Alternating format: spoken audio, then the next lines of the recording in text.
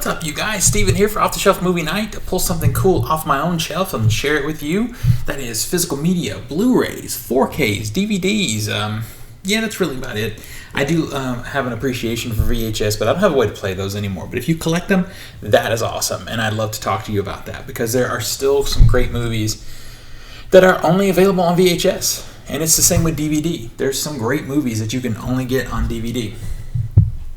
If you like this kind of stuff, please give me a like and a subscribe, and let's talk about physical media. Let's talk about some of the cool Blu-rays and 4Ks that are coming out, and the DVDs that are still relevant and coming out. Mostly the documentaries I buy are on DVD, but it does happen. This is a big day because I've got some really cool stuff to share with you guys, and something I'm going to see for the very first time.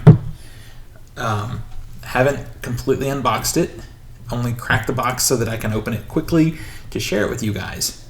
My first Ronin Flix purchase. Ronin Flix is a boutique distributor, sort of in the line of like Severin Films or Vinegar Syndrome.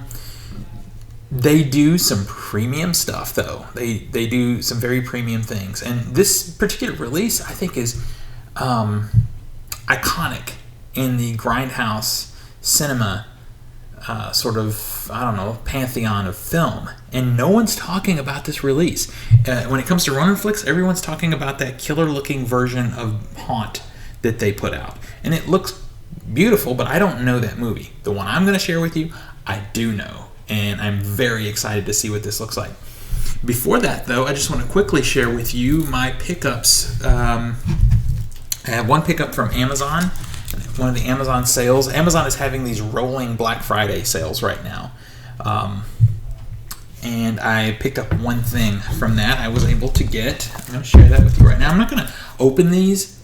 If you want me to open them, hit me in the comments and I'll open them and do a show and tell. But these are not new releases. So they're just new to my catalog of my library collection. So they had Full Metal Jacket, the 4K version, for $10 on Amazon, and it was only there for maybe 2 days. I believe it did sell out. I was lucky enough to grab one, and what was awesome is I had a $10 gift card, so this cost me nothing. It's a little annoying that they didn't do more for this release. This is a very important film in the Stanley Kubrick filmography. And they did, just give us this sort of basic 4K release. But, and this doesn't represent the movie. But my understanding is this transfer is completely gorgeous. If you hear this talking in the background, I very much apologize. There's a lot happening in my house, just outside the studio here. So anyway, there's that. Now, Criterion, Barnes & Noble is having their 50% off Criterion sale right now. As I record this, it's going through November 30th, 2020. So you could still get some deals. I was out and about and actually went into a Barnes & Noble, masked up, because that's what you're supposed to do. It's the right thing to do. I won't debate this with you. It's what you should be doing. And it's what I did. So I masked up, socially distanced, but shopped the Criterion sale. I did find more than I bought, but I had to limit myself because I have a lot of purchases coming up. So I just limited myself to 3 films, and I had kind of decided, I've been buying so much horror, because of Halloween and everything, that I would try and focus on some other genres, and I mostly succeeded. Mostly. You will see what I mean coming up here. So my first film is a Paul Thomas Anderson film that I like his sort of quirky type of storytelling, and he did something for me that is special with this film because I'm not a fan of the romantic comedy genre. It just doesn't work for me. It's every genre has a formula, but the formulaic nature of romantic comedy just doesn't work for me. Regular drama works better. But he gave me a romantic comedy that I am very proud to own in my collection, probably the only romantic comedy in my collection that's not there because of my girlfriend, and that is Punch Drunk Love. This movie came out in 2002. It stars Adam Sandler and Emily Watson. It's based on a real story, based on a true person. I would love to see a documentary about this person to see how much of it is accurate. So it is a love story between the two characters. It is hands down Adam Sandler's second best film. It was his best film up to Uncut Gems. So Uncut Gems is the best, and then followed by this one. It is a very quirky story. Adam Sandler is his character is a very different kind of guy. He falls in love with Emily Watson. They have this really sweet yet bizarre relationship, and at the same time, he's trying to win a contest that's on pudding.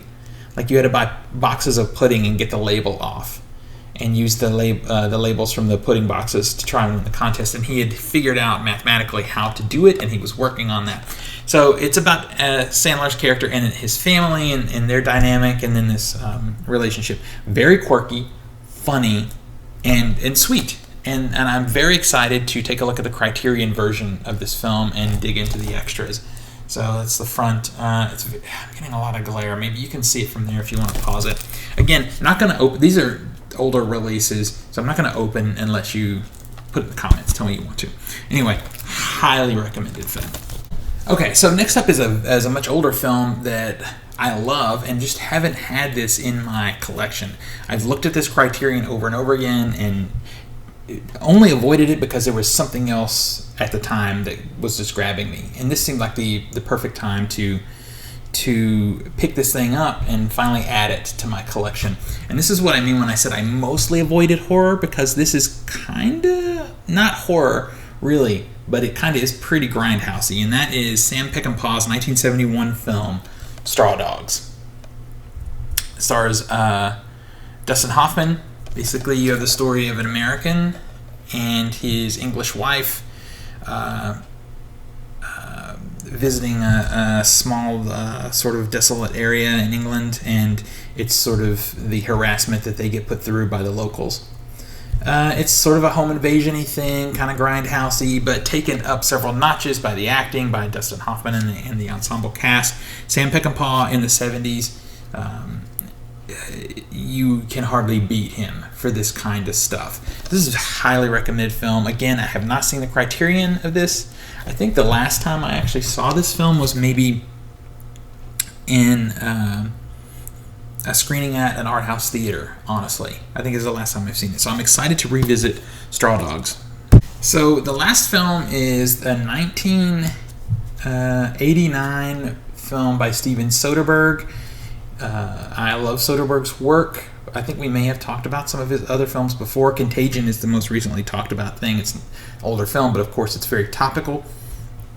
Again, this is another film that should have been in my collection, just hasn't been because I've seen it so many times other ways. So I just haven't gotten around to adding it. And that is, again, the 1989 film Sex, Lies, and Videotape. Stars James Spader and Andy McDowell. It is a story of a couple who the husband is having an affair.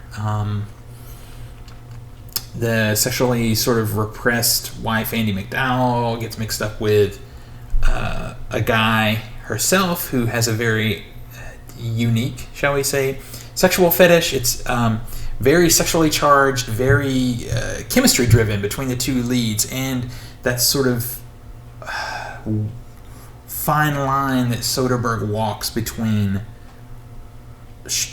home video and art house and wide cinema blockbuster. It's this weird space that Soderbergh's creations exist within. Very good drama, very well acted, beautifully directed and edited. Highly recommend this film.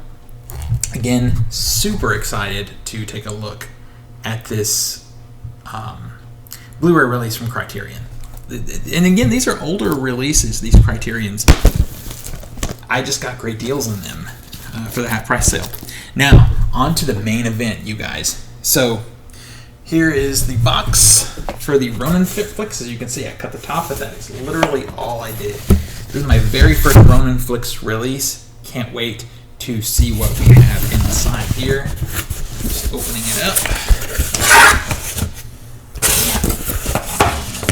Let's get this packing.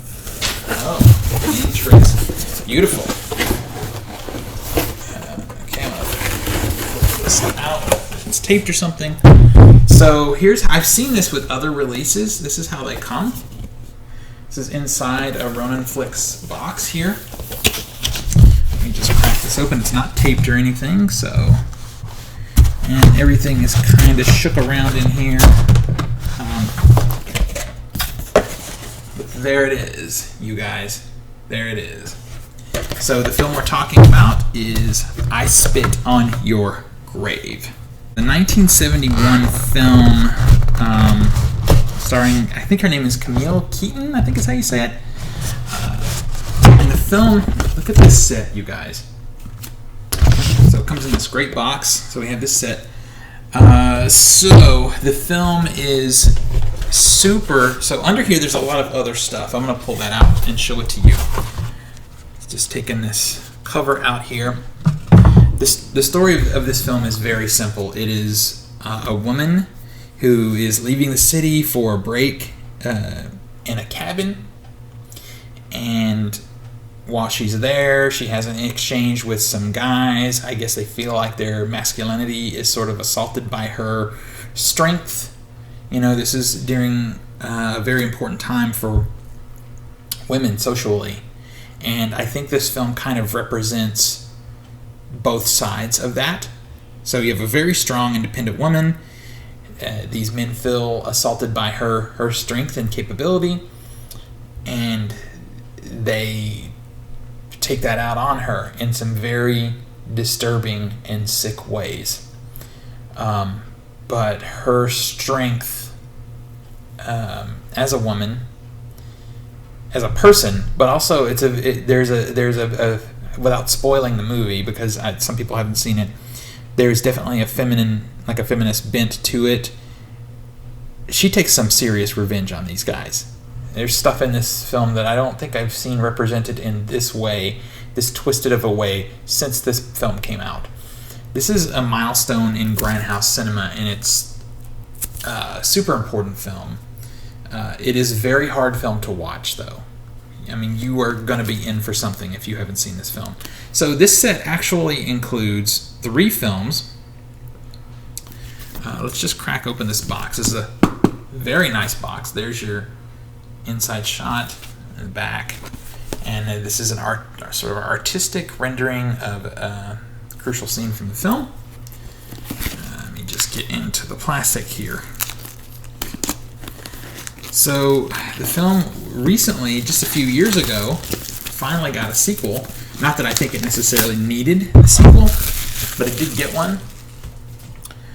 Alright, let's take out the insides here. I'll show you what we got. So we have the original I Spit on Your Grave with that iconic poster art. They don't make horror movie artwork, poster art like this anymore. This is scary shit to me.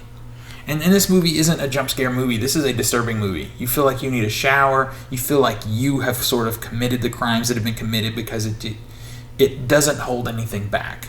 Very hard movie to watch. There's the back. All right, let's see what it looks like on the inside. We do have artwork. Looks like new artwork.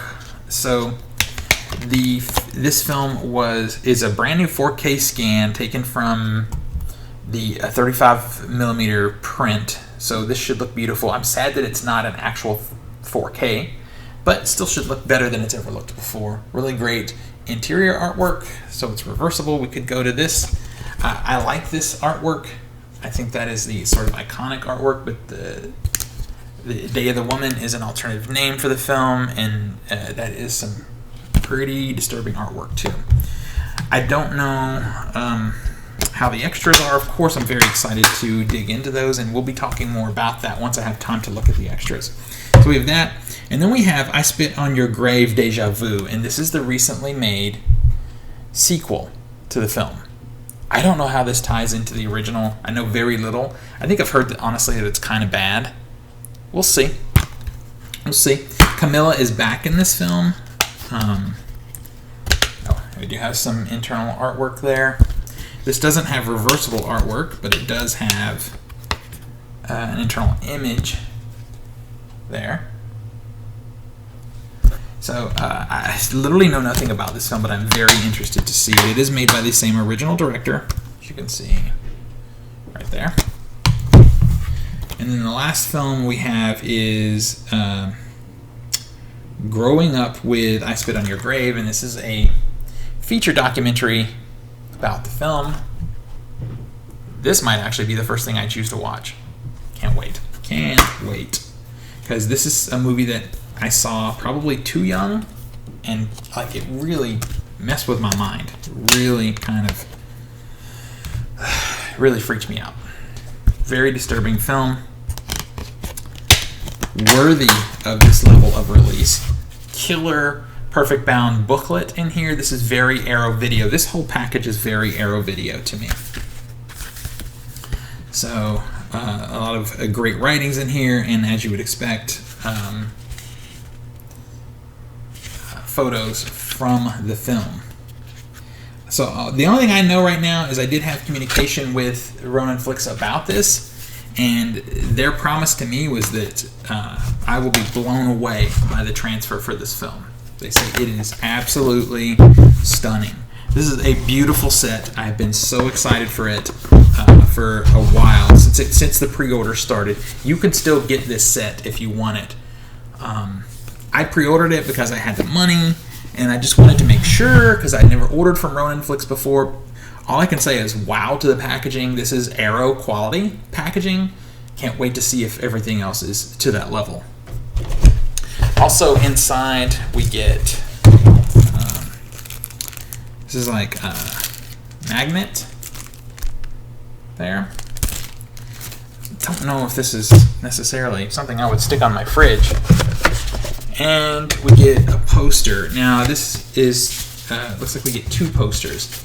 So I'm not sure if I would actually put this up. The problem I have now is how do I store it? Because that's the great thing Arrow does, is they make the poster folded up so that it actually fits in the box if you don't want to put it up. It is a very nice poster of the original artwork, but I don't know as much horror as I have hanging on my walls here in my space. I don't know that I want this poster on my wall. Is that wrong? Would you put it up? Let me know in the comments. And then the poster art for the sequel. And then on the flip side, we get poster art for the box set, which could be something that I would put up. The other poster did not have anything on the flip side. Now, see, now my I don't really have OCD, but now I feel like I do because I have to double check and make sure. Sure enough, yeah, nothing on the flip side of this. So we got a couple of posters here in the box, and then we've got this cool magnet. Now, that is my only negative, is I have these things here, but they don't fit inside this package. So if I just want to keep them nice how they are, because I'm not going to put them up, I got to figure something else out, because I don't feel like keeping this, even though this is a cool box. I don't feel that that's necessary. There's nothing else in here. So let me know in the comments, have you bought something from Ronin Flix? What was your experience? Did you love it? Again, presentation here is beautiful. I don't know if I showed you that there is the movie on the top there, nothing on the bottom. Doesn't need anything. I think sometimes artwork can be overdone. But let me know if you got the Haunt one or you've bought something else from Ronin Flix, what your thoughts were. Anyway, that's going to bring us to the end here. I'm going to dig through this and watch it. This will probably get bumped in front of all the Criterion stuff, honestly, because I'm just so excited to see what Ronin Flix has done with this film. Yeah, so let me know what you think in the comments. Let's talk about I Spit on Your Grave and any other film you may have picked up from them. I'd love to hear from you. Until next we meet, pull something cool off the shelf and share it with your friends and family and remind them why physical media is the best way to watch films and TV. I'll see you guys on the next one.